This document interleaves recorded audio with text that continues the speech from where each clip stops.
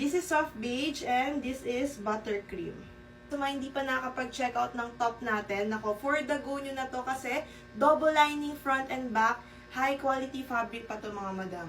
Ayan, hindi to yung usually telang na bibili natin. Ayan, yung gamit nating fabric dito mga madam is mostly ginagamit sa mga mall and other branded na clothes mga madam. Kaya super high quality talaga siya. Ayan siya, ganito siya pag close up look mga madam. Ayan, again, what you see is what you get. And ang maganda pa dito sa top natin is, ayan, pa-seamless po siya. Frappuccino and situ.